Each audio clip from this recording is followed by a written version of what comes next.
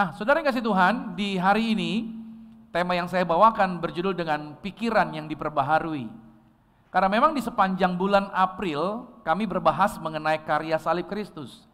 Dan di Gereja Zion Church of Christ kami selalu mengambil tema bulanan. Jadi setiap bulan akan ada tema baru. Satu bulan kita berbicara mengenai karya salib Kristus. Berarti di dalam satu bulan itu kita terus menerus berbicara mengenai mengapa sih Yesus disalib gitu loh. Padahal dia nggak pernah melakukan bagian itu, kenapa dia harus menerima salib tersebut? Itu yang kita bahas. Lalu apa saja yang terjadi atas setiap orang percaya pada saat Yesus berkata, sudah selesai di atas kayu salib. And then, lalu bagaimana sebenarnya langkah orang percaya supaya kita dapat menerima keuntungan dari karya salib Kristus tersebut.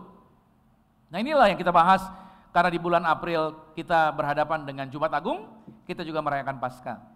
Jadi bulan April bukan sekedar kalau orang dunia berkata April Mop gitu ya. Tapi bulan April disitulah justru kita belajar mengenai karya salib Kristus. Sebab saudara, salib itulah momen yang sesungguhnya bahwa karena Yesus disaliblah Anda dan saya ada sampai hari ini. Amin. Jadi kalau kita berkata dalam pujian tadi, karena salibmu, betul. Kalau Yesus tidak menerima bagian itu, sia-sialah kita hari ini. Kalau Yesus yang kita sembah juga tidak bangkit dari kematian, sia-sialah kita percaya pada Yesus. Satu-satunya pribadi yang bisa mati dan bangkit dari kematian hanya Yesus. Semua orang mati, kuburnya ada, bekasnya ada, dan lain sebagainya. Tapi Yesus, dia mati, tapi dia bangkit. Kuburnya kosong. Saya sudah beberapa kali ke Israel. Kita masuk ke Garden Tomb, kita masuk ke tempatnya di mana Yesus dikuburkan dan melihat di sana. Dan memang sejarah membuktikan mayatnya tidak pernah ditemukan. Artinya apa? Dia bangkit dari kematian. Dan Alkitab menunjukkan setelah kebangkitannya 40 hari dia menampakkan diri. Kepada siapa? Kepada orang yang dikasihinya. Saya suka bertanya-tanya, kenapa Yesus tidak tunjukkan dirinya kepada para imam yang membenci dia? Kenapa Yesus tidak tunjukkan kepada orang-orang Farisi yang mengkhianati, yang menghakimi dia? Kenapa Yesus tidak tunjukkan kepada orang-orang banyak yang berseru, salibkan dia, salibkan dia? Tapi Yesus malah menjumpai muridnya, menjumpai orang-orang yang sudah percaya. Sering saya bertanya seperti itu, dan ternyata bagian tersebut adalah justru Yesus tidak perlu menunjukkan kepada orang-orang itu. Tapi Yesus menunjukkan kepada orang-orang yang percaya agar mereka dikuatkan. Karena bagian selanjutnya yang akan menjadi alat Tuhan adalah siapa? Adalah orang-orang percaya, para muridnya. Mulai dari 12 orang itu, berlanjut menjadi 500, terus bergerak menjadi 3.000 orang, terus bergerak menjadi gereja sampai hari ini. Anda dan saya, kitalah yang mendapatkan tugas bagian untuk memberitakan kabar kebangkitan ini. Amin. Melalui hidup kita, orang bisa lihat Yesus. Karya salib Yesus dapat dilihat oleh orang-orang sekitar kita. Nah, semua bagian yang tadi saya sebutkan tentang apa yang Yesus telah selesaikan di atas kayu salib itu menjadi bagian sangat penting dalam kehidupan orang percaya, dalam pendewasaan kerohanian mereka. Saya teringat sebuah kegiatan di masa kecil. Kalau saya punya gambar ini saya bagikan sama saudara. Pernah nggak saudara latihan masang kancing baju waktu kecil? Gampang apa susah kira-kira? Repot ya. Kita hitung kancing ada 7 atau 7 lah ya. Lantas kita pasang kancing. Setelah kita pasang, nggak taunya miring. Yang harusnya di posisi yang benar, pindah ke posisi yang lain gitu. Kita mau masang kancing kayaknya susah banget gitu. Waktu kecil kita pikir seperti itu, ribet banget. Ya kan? Atau mau masukin ke lubangnya, nggak dapat-dapat gitu loh. Kita kesulitan. Saya juga tuh waktu kecil juga. Bukan cuma pasang kancing baju, ngikat tali sepatu. Berkali-kali repot gitu ya. Mau ngikatnya, lepas lagi susah.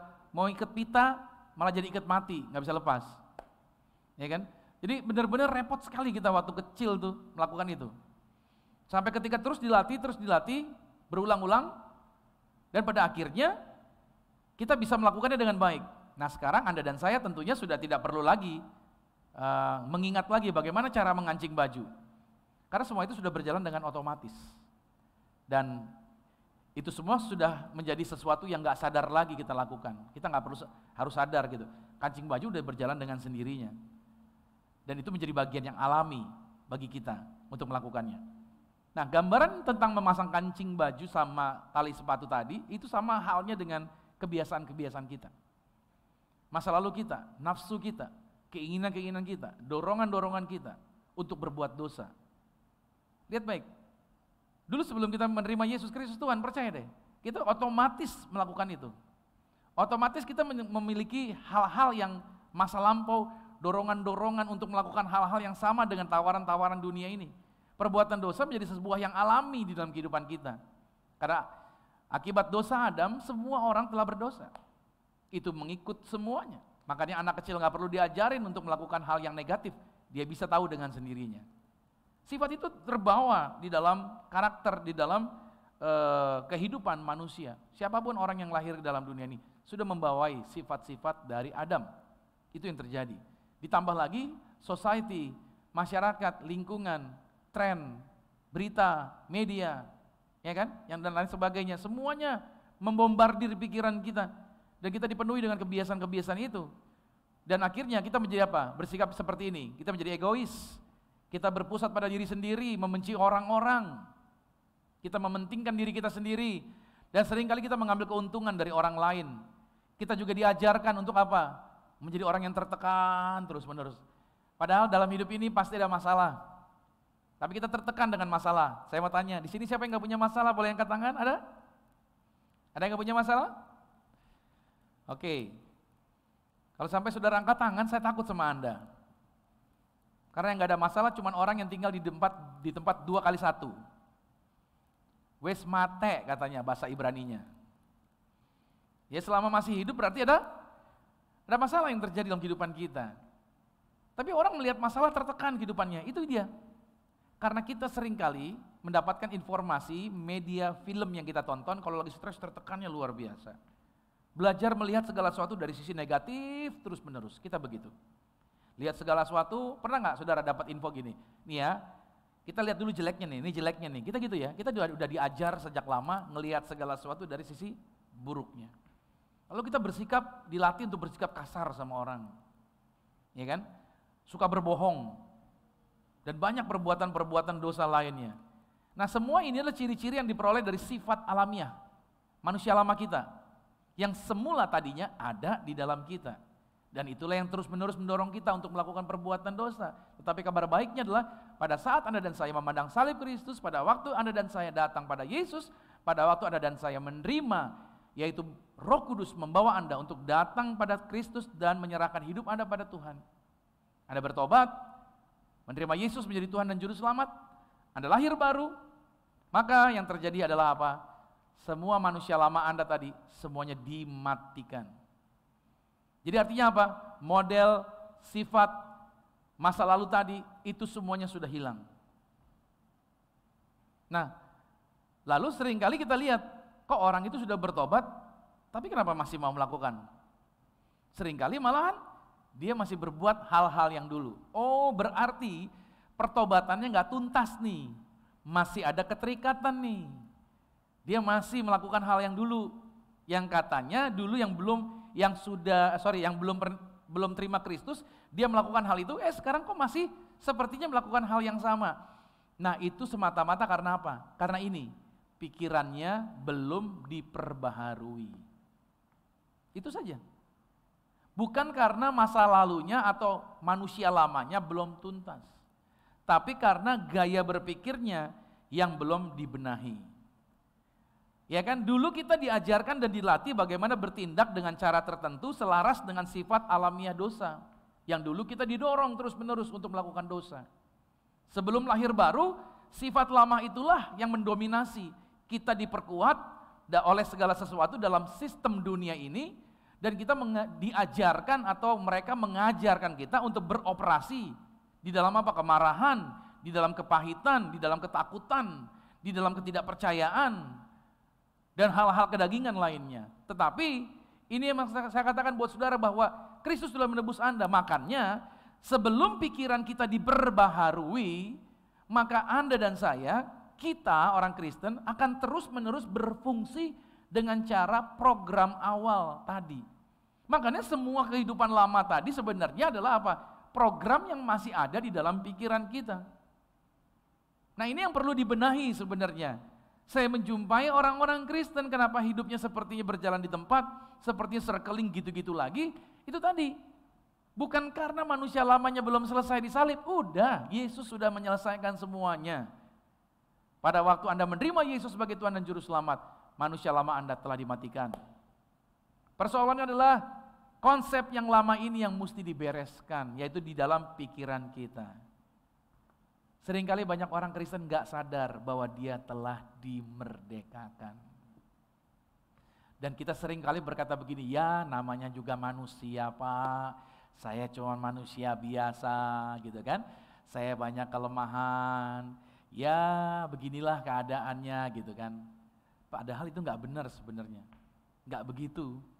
Kita bukan hanya manusia biasa, kita bukan hanya pria biasa, wanita-wanita biasa, tapi kita adalah orang-orang yang telah dilahirkan kembali dan sekarang kita memiliki sifat dasar kelahiran baru dalam diri kita.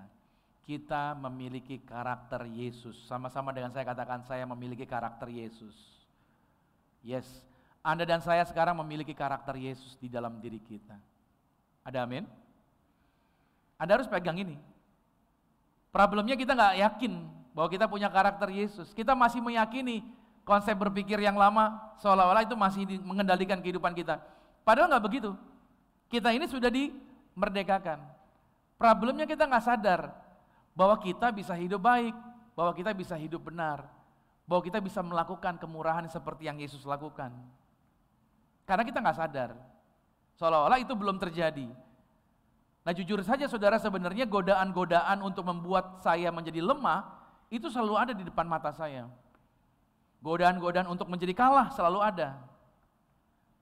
Nah, bila mana kita tidak memahami benefit dari karya penebusan Kristus, maka saudara, kalau kita nggak menyadari bahwa kita sudah punya keuntungan yang begitu luar biasa di dalam karya penebusan Kristus, maka yang terjadi ketika perlawanan dari iblis datang, kuasa kegelapan bangkit melawan, ketika godaan semakin menguat, mungkin saja kita bisa melawan untuk beberapa saat, untuk beberapa waktu. Tapi pada akhirnya kemudian kita akan berpikir begini, ya namanya saya manusia Pak, gitu. Siapa saya gitu kan, atau bahasa kerennya, siapa saya atuh gitu kan. Saya mah cuma manusia biasa gitu kan. Dan akhirnya kita menyerah pada godaan itu, ya udahlah. Kita mudah menyerah. Kenapa? Itu tadi, karena kita tidak menyadari bahwa kita telah dijadikan ciptaan yang baru, kemuliaan Tuhan, kuasa yang Tuhan sediakan tadi sudah terinstal di dalam diri kita. Saya kasih contoh ya, Paulus. Perhatikan Paulus dalam pelayanannya. Begitu banyak hal tekanan yang menyerang dia. Tetapi saya jumpai Paulus tidak pernah menjadi putus asa. Paulus tidak pernah membiarkan dirinya memperkatakan bahwa dia adalah manusia biasa. Sebaliknya, malahan Paulus bangkit. Dan Paulus malahan mengingat terus akan panggilan dan perkataan firman yang Tuhan telah sampaikan kepadanya. Dan efeknya Paulus berhasil melewati berbagai tantangan-tantangan tersebut. Dalam 2 Korintus 4 pada ayat yang ke-8 dikatakan begini, dalam segala hal kami ditindas namun tidak terjepit. Kami habis akal namun tidak putus asa. Wah, ini firman Tuhannya pas banget nih. Kami dianiaya namun tidak ditinggalkan sendirian. Kami dihempaskan, namun tidak binasa. Kami senantiasa membawa kematian Yesus di dalam tubuh kami, supaya kehidupan Yesus juga menjadi nyata di dalam tubuh kami. Ayat 16-nya, sebab itu kami tidak tawar hati. Wah, bagus ya. Paulus tidak tawar hati. Tetapi meskipun manusia lahiriah kami semakin merosot, namun manusia batiniah kami dibaharui dari sehari ke sehari.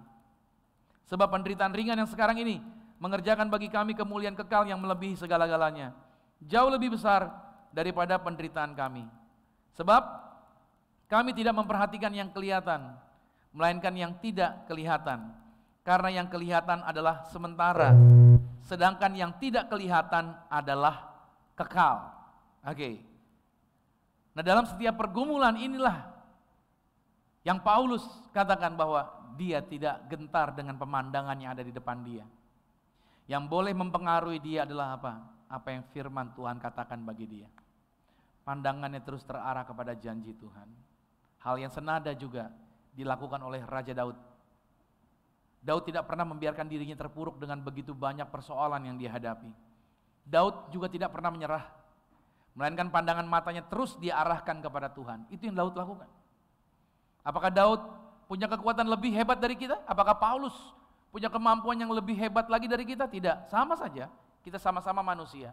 Yang membedakannya adalah pandangan mereka, keyakinan mereka.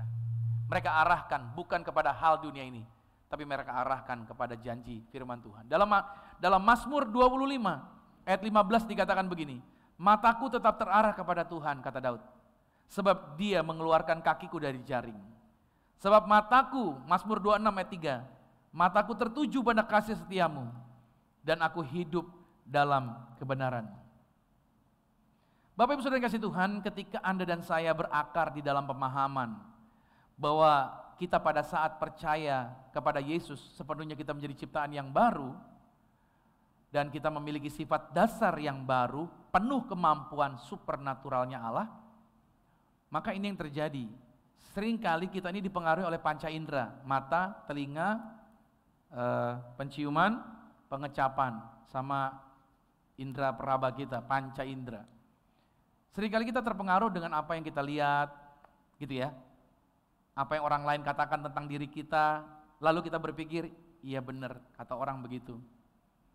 Kita mudah terpengaruh dengan apa yang orang sekitar kita katakan. Makanya para motivator selalu bilang, kamu harus percaya diri gitu kan. Kamu harus melihat dirimu dengan baik gitu. Nah persoalannya bagaimana kita bisa melihat diri kita dengan baik, bagaimana kita bisa melihat diri kita dengan benar. Gak ada jalan lain. Yang bisa membuat kita bisa melihat diri kita dengan benar adalah kita mesti menstandarkan cara pandang kita. Kita mesti menstandarkan pikiran kita kepada standar Alkitab atau firman Tuhan. Kita harus punya pegangan, saudara. Kita nggak bisa menjadi orang yang penting gini, saya harus berpikir positif, saya harus berpikir sesuatu yang positif. Terus, bagus sih Anda berpikir yang positif, tapi saya mau katakan sama saudara, yang membuat kita kuat bukan karena kita berpikir positif, yang membuat kita kuat sebenarnya ketika kita mempercayai apa yang firman Tuhan katakan. Masih ingat firman Tuhan berkata, iman timbul dari pendengaran, pendengaran akan firman Kristus. Jadi artinya ketika Anda dan saya mempercayai firman, iman itu akan dibawa oleh Roh Kudus, membuat kita menjadi yakin, membuat kita jadi percaya. Dan akhirnya keyakinan kepercayaan kita bukan lagi terpengaruh oleh panca indera tadi. Makanya saudara, ketika Anda mendasari keyakinan Anda berdasarkan firman Allah, maka yang terjadi adalah Anda bisa mengendalikan diri Anda dengan baik. Maka saya beri garansi bagi Anda, ketika Anda menstandarkan pemandangan Anda, menstandarkan keyakinan Anda dengan apa yang firman Tuhan katakan, Anda bisa mengalahkan dosa, Anda bisa mengalahkan nafsu untuk berbuat dosa. Anda bisa melakukan kebaikan karena firman Tuhan yang menjadi standar kehidupan Anda. Amin. Ini problemnya, kita tidak membiarkan Alkitab menjadi panduan kita. Kita membiarkan Mbah Google menjadi panduan kita. Kita membiarkan informasi kesehatan menjadi standar pikiran kita. Bagus kita belajar tentang hal-hal yang menyehatkan. Bagus kita belajar tentang pengetahuan dan lain sebagainya. Tidak salah. Tapi seringkali kita tidak seimbang. Kita tidak membiarkan firman Tuhan menjadi standar utama kehidupan kita. Bahwa sesungguhnya menjadi kekuatan kita untuk menang sebenarnya apa yang Alkitab katakan. Halo? Karena pada mulanya adalah apa? Firman. Pada mulanya adalah firman. Jadi firman itu sebenarnya yang menjadi sebuah standar pemandangan kita. Makanya cara pandang kita dengan firman itu membuat Anda berkemenangan. So, untuk kita bisa menikmati benefit di dalam karya salib Kristus, gak ada jalan lain. Yaitu dengan jalan apa? Memperbaharui pikiran kita. Ya kan? Pikiran kita harus diperbaharui. Ada orang yang bilang begini sama saya, pendeta, tapi kan ada orang yang sudah bertobat tetapi tetap aja tuh masih bisa melakukan yang lama lagi. Ya kan? Berarti kecenderungan-kecenderungan berbuat dosa masih ada dong. Artinya biarpun dia sudah bertobat tetap aja dia masih bisa cenderung untuk mau lagi melakukan hal yang salah. Benar. Memang ada kenyataan-kenyataan seperti itu. Tapi ini saya coba jelaskan. Kecenderungan tersebut sebenarnya bukanlah sifat alamiah atau manusia lama tadi. Manusia lama Anda dan saya sudah mati. Manusia lama yang tadi yang mengikat kita sudah selesai oleh Tuhan Yesus di atas kayu salib. Dorongan-dorongan untuk kita tergoda melakukan hal-hal yang salah tadi itu bukan karena ikatan. Halo? Itu bukan karena ikatan masa lalu atau manusia lama. Bukan. Tetapi itu karena pikiran kita yang belum dibenahi. Artinya ada program lama yang belum digeser. Seperti komputer yang bekerja berdasarkan program software yang ada. Ininya yang perlu diberesin, konsep berpikirnya. Sehingga kalau programnya belum diganti, yang terjadi adalah apa? Kita jadinya terus mau melayani dosa lagi, yang melakukan lagi, balik lagi begitu. Sampai mungkin orang berkata, ini masih ada keterikatan, ini masih ada keterikatan. Bukan keterikatan sesungguhnya, tetapi dia melayani dosa karena konsep berpikirnya dia tidak mau ganti. Makanya orang-orang yang selalu kepahitan, dia nggak mau rilis gitu ya, dia nggak mau buang, dia nggak mau tinggalkan, dia nggak mau melepaskan pengampunan, padahal dia bisa melepaskan pengampunan. Itu sederhana karena apa? Karena dia masih mau mikirin itu terus. Coba dibuang deh, bisa nggak? Pasti bisa. Dasar dari apa? Firman Tuhan.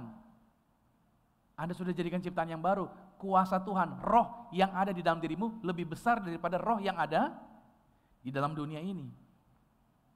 Tuhan membuat Anda bisa menang atas masa lalu Anda. Persoalannya karena ketika pikiran kita belum diperbaharui, itu yang membuat kita balik lagi dan situasinya terjadi karena apa yang kita pikirkan. Ingat ya, pikiran itu sebuah kekuatan yang sangat mendorong. Pikiran sebuah kekuatan yang sangat mendorong. Gara-gara pikiran Anda bisa merasakan sensasi-sensasi yang berbeda-beda. Gara-gara apa yang Anda pikirkan, Anda bisa rasakan sesuatu. Orang yang jatuh cinta coba deh, lihat deh, dia senang sama seseorang, ini cowok nih, senang sama cewek, atau cewek senang sama cowok. Gue jatuh cinta sama dia nih, lihat deh, Anda lewat depan rumahnya, lihat gentengnya aja udah berasa ketemu dia, benar gak sih? Halo? Pernah ngerasain itu gak? Lihat gentengnya aja, ayo Tuhan, gitu. Lagi di depan rumahnya, lihat anjingnya, aduh Tuhan dia, gitu. Padahal anjingnya loh, bukan orangnya. Lihat pikiran kita itu bisa mencetak, bisa menciptakan, bisa punya kemampuan mendorong, menciptakan sebuah sensasi apapun juga. Makanya para desainer adalah orang-orang yang menghayalkan, para entrepreneur juga orang-orang yang menghayalkan. Benar gak sih? Gedung ini dibangun kan juga gara-gara ada orang yang menghayal dong, bikin blueprintnya. Benar gak sih? Para kontraktor kan sudah tahu. Ketika dia bikin blueprint kan dia udah tahu besinya berapa banyak di sini, gorong-gorongnya di mana, listriknya di mana, gambar ini segala macam itu sudah dicetak semuanya dan itu desain. Para desainer baju juga begitu. Dan orang yang lulusan arsitek juga, dia dalam mencetak sebuah kota, market yang dia bikin, dia juga menghayal dulu otaknya. Lihat ya, dia bisa memiliki pikiran kita tuh bisa memiliki kemampuan mencetak dan menciptakan sesuatu. Nah, demikian pula dengan sebuah video ini. Lihat baik-baik, jangan lihat ke saya, lihat ke videonya. Rasakan sensasinya ya. Oke, kita lihat video ini. Anggaplah Anda sedang naik roller coaster. Oke, ikutin ya. Ikutin banget. Enak naik ke atas. Naik ke puncak gunung, tinggi sekali. Oke, kita sedang naik berjalan-jalan nih. Nah, siap. Inilah action kita. Nah, wow, oke, tikungan tajam terus. Iya, putar lagi. Aduh, belok kiri, naik, putar, tikung kiri lagi. Iya, terbalik sekarang kita nih. Iya, naik lagi. Siap, kanan. Nah, terus iya balik lagi kita putar, balik kita sekarang.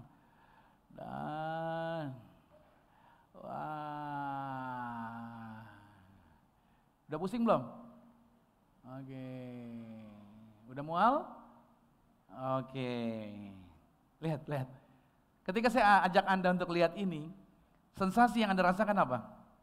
Anda seolah-olah sedang naik roller coaster. Betul ya?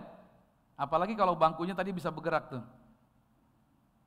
Anda akan merasakan kan gitu ya, di tempat-tempat yang rekreasi itu, pastor gue, padahal bangkunya bergerak tuh, gitu. Seolah-olah kita benar-benar ngejurit dan lain sebagainya. Padahal kita di dalam ruangan seperti hari ini. Dan Anda bisa melihat bahwa zaman now semua kita bisa menikmati dengan sebuah alat ini nih, yaitu yang disebut dengan virtual reality. Dengan alat ini kita taruh di mata kita seperti naik roller coaster tadi. Padahal kita nggak naik roller coaster, tapi sensasi yang berasa naik, mengerikan, turun, curam tajam, itu bisa tiba-tiba mendadak rasa mual di perut, itu naik ke tenggorokan, betul ya? Tiba-tiba Anda bisa merasakan sakit kepala. You know why? Itu tadi, pikiran kita bisa dibodohi, pikiran kita bisa didesain, pikiran kita bisa dibawa. Oleh apa? Oleh berita yang kita mau masukin. Pertanyaan saya sederhana, apa yang Anda beri makan kepada pikiran Anda sebenarnya itulah yang menjadi penentu Anda berhasil atau tidak. Anda bisa menjadi orang yang berbeda atau menjadi orang yang sama saja dengan kehidupan yang lama, tergantung apa yang Anda beri makan sama pikiran saudara. Makanya ketika saudara merasakan sensasi yang tidak nyaman, gampang caranya kan, tinggal buka aja sebenarnya. Beres. Anda kembali kepada kehidupan nyata. Sama. Iblis ingin membawa Anda kepada konsep yang lama terus. Dia jejelin pikiran Anda. Dia jejelin pikiran kita dengan hal-hal yang negatif terus. Karena manusia lama itu terbiasa menguasai kita dengan cara berpikir seperti itu. Kita bisa mengalami nafsu dan keinginan untuk berbuat dosa. Dulunya manusia lama sih seperti itu. Tapi sifat lama itu sudah mati. Pada waktu Anda percaya pada Yesus, hanya programnya itu masih ketinggalan di pikiran kita. Nah, kita perlu atau apa? Untuk melepaskan tipu daya tadi dari gambaran tadi, kita perlu melepaskan. Artinya dengan cara apa? Kita perlu memperkatakan kebenaran kepada diri kita. Kita gak beri makan pikiran yang salah dengan informasi yang salah. Memberi makan kepada pikiran menjadi salah dengan informasi yang salah.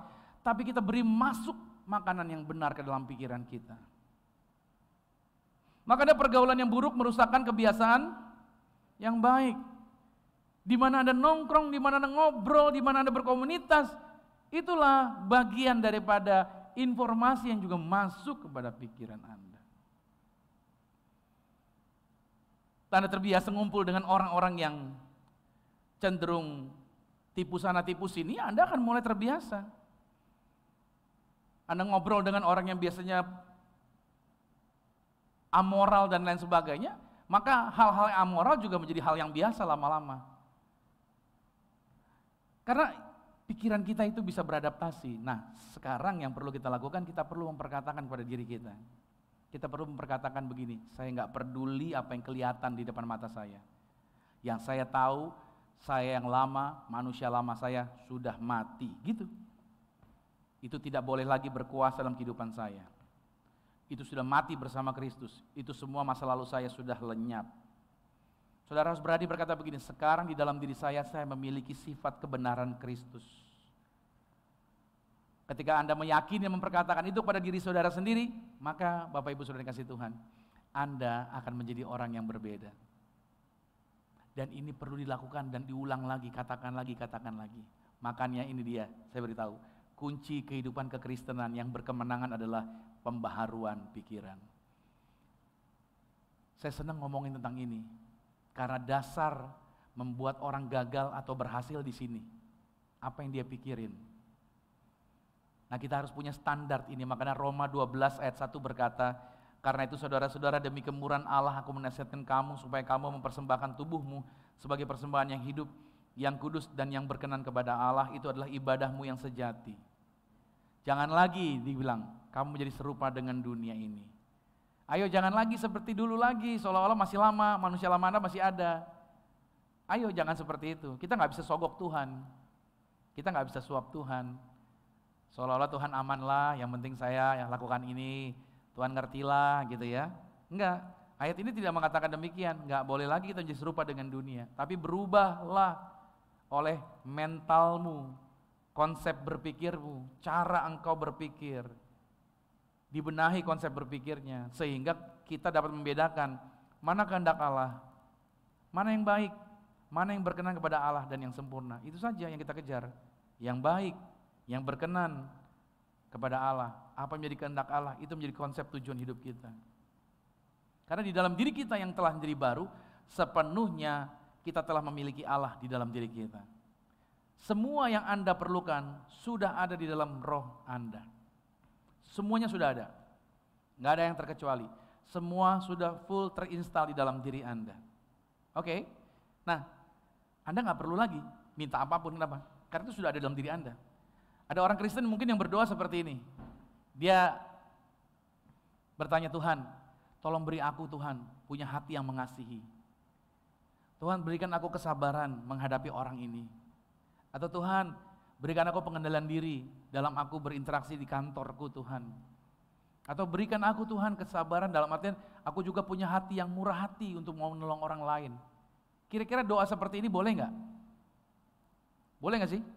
Minta seperti itu sama Tuhan, boleh nggak? Iya, boleh ya. Nah persoalannya kita minta begini sama Tuhan. Tuhan, aku pengen bisa sabar sama orang. Aku pengen bisa punya hati yang mengasihi. Kita minta doanya begitu ya. Tapi jujur ya, dalam Galatia pada pasal 5 ayat 21-22, semua buah roh ini sebenarnya ketika kita percaya pada Yesus, semua sudah terinstal di dalam diri Anda. Ibarat katanya begini, ini teman saya Dennis nih. Saya kasih mobil sama dia, mobil saya kasih dia. Nih buat kamu, saya ganti balik nama dan lain sebagainya. BPKB udah berubah, nih buat kamu. Lalu dalam perjalanan dia pakai mobil tersebut, dia datang sama saya, Pastor Romi. Kan mobil pastor kan solar ya, boleh nggak solarnya saya ganti dari pakai Dex, harganya 13.000 lebih mahal, saya ganti yang gocengan aja, solar biasa. Dia bilang sama saya gitu. Pertanyaannya saya balikin lagi, kira-kira Dennis masih perlu tanya saya nggak mobil itu dikisi bahan bakarnya apa? Dia perlu izin lagi nggak sama saya? Hah? Masih perlu izin nggak? Nggak perlu ya? Itu udah haknya dia kan? Pengelolaan sepenuhnya milik dia. Lalu dia bilang, ban mobilnya 16, ringnya saya ganti ya jadi 17. Dia datang lagi sama saya. Terus saya mau pasang stiker di bodi mobilnya, saya mau diff deh mobilnya. Boleh nggak Pastor Romi? Kira-kira dia perlu tanya lagi sama saya nggak? Enggak ya, itu udah sepenuhnya jadi milik dia. Tapi dia tanya ulang sama saya. Ya, seringkali orang Kristen modelnya seperti ini. Udah diinstal sama Tuhan di dalam dirinya, tapi dia minta lagi sama Tuhan. Berikan aku punya hati yang mengasihi, berikan aku punya roh yang sabar, berikan aku pengendalian diri Tuhan. Kelihatannya rohani berdoa begini, tetapi saudara, Anda tidak bisa meminta sesuatu yang Tuhan sudah berikan bagi hidup Anda. Semua sudah terinstal di dalam diri Anda. Persoalannya kita nggak sadar bahwa itu sudah ada dalam diri kita. Lalu bagaimana caranya? Caranya mudah. Kita perlu memperkatakan kepada diri kita dalam nama Yesus sesuai firman Tuhan. Sukacita Tuhan ada padaku. Gitu saudara. Dalam nama Yesus, damai sejahtera yang melampaui segala akal sudah ada di dalam diriku. Dalam nama Yesus, kesabaran senantiasa ada. Aku bisa sabar berhadapan dengan orang-orang ini. Dalam nama Tuhan Yesus, aku bisa lemah lembut. Aku juga bisa mengendalikan diri. Makanya saudara, kesabaran itu hanya bisa kelihatan pada waktu Anda ada di lingkungan orang-orang yang bikin Anda kesel. Oke? Ketika Anda di dalam lingkungan gereja sama-sama gitu ya, nggak kelihatan mana yang sabar. Tapi ketika kita ketemu dengan orang yang rempong, orang yang gitu loh, baru di situ Anda bisa berlatih kesabaran. Biasanya yang berlatih kesabaran siapa saudara? Di mana? Di rumah tangga. Antara suami dengan istri. Di situ tuh perjuangannya. Ya kan? Pernah ngerasain nggak sama pasangan Anda? Udah di sini nih. Udah pernah ngep lah sama pasangan Anda. Gitu. Nah itu latihan-latihan itu didapat di situ saudara. Makanya saya selalu bilang sama anak muda, ketika engkau married nantinya, engkau akan ketambahan stres. Karena yang kau pikirin bukan cuma dirimu, orang lain di luar dirimu. Makanya menikah itu perlu apa? Perlu persiapan mental. Bukan sekedar wo I ni I wo.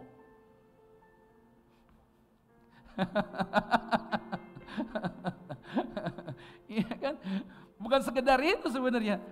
Tapi bagaimana sebenarnya kita bisa menjadi orang yang menjadi berkat buat orang lain. Nah, semua hal baik yang dari Bapa di surga sudah terinstal di dalam diri kita. Kenapa? Karena Yesus sudah mengambil semua dosa kita, dia ambil semuanya, dia serap, dia taruh pada diri dia. Pernah nonton film SpongeBob? You know SpongeBob? Dia itu menyerap air begitu banyak, dia bisa jadi gede, segede-gedenya gitu. Yesus itu dalam teks perjanjian baru bahasa Yunaninya, ketika dia mengambil dosa-dosa kita, itu seperti spons yang menyerap seluruh kutuk, seluruh dosa, ditarik kepada Yesus. Jadi seperti kalau saya beri contoh misalkan ini misalkan sebuah gelas, saya taruh spons saya taruh, airnya surut, pindah ke spons. Nah mirip seperti itu saudara. Yesus itu memindahkan semua kutuk Anda, dosa Anda ke dalam diri dia, dan gak ada jalan lain, semua kutuk dosa harus dibuat mati. Bagaimana cara matinya? Ya dia harus naik ke atas kayu salib dan dipakukan dan dia mati di atas kayu salib. Demi siapa? Demi Anda. Artinya apa? Tuhan sangat sayang kan kepada Anda kan? Cinta banget kan sama saudara kan? Nah itu kabar baik yang Tuhan sudah sediakan buat Anda. Makanya dalam 2 Korintus 5 ayat 21, dia yang tidak mengenal dosa telah dibuatnya menjadi dosa karena kita, supaya di dalam dia kita dibenarkan oleh Allah. Jadi saudara, Bapa di surga sekarang melihat Anda bukan karena seberapa banyak perbuatan baik yang kita buat. Bapa di sorga melihat Anda bukan karena seberapa banyak pelayanan yang telah engkau lakukan, bukan seberapa banyak sumbangan yang kau berikan, bukan seberapa banyak perbuatan baik yang kau lakukan.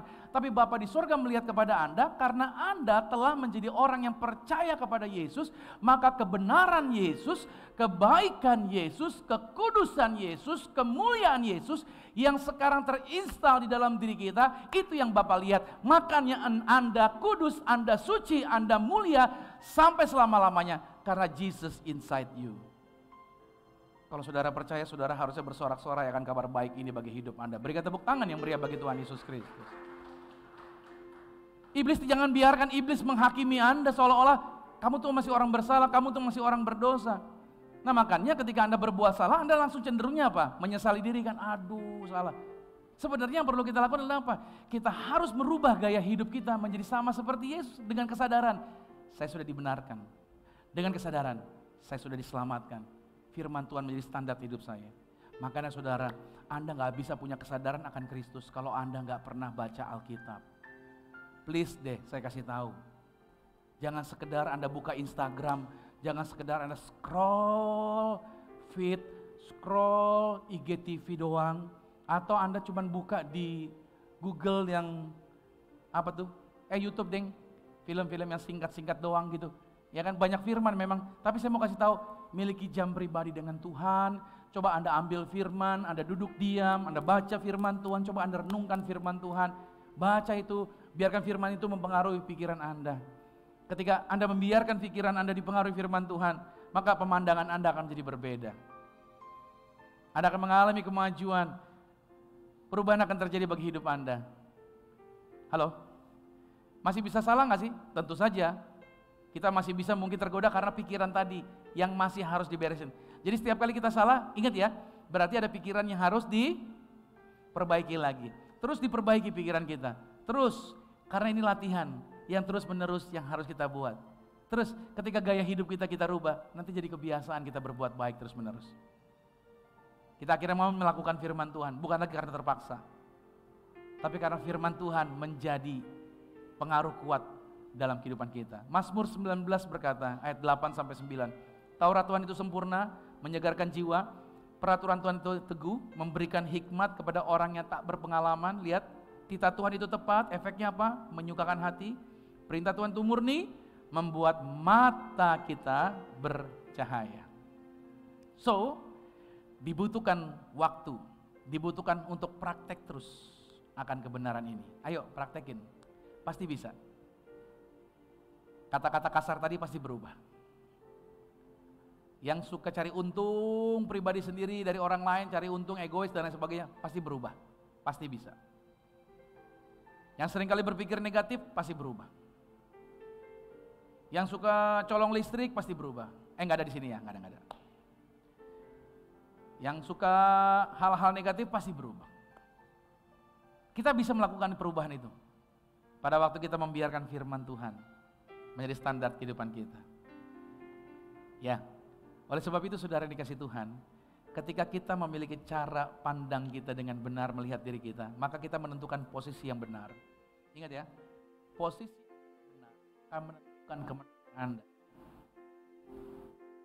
Dan posisi yang benar itu ditentukan oleh pandang kita.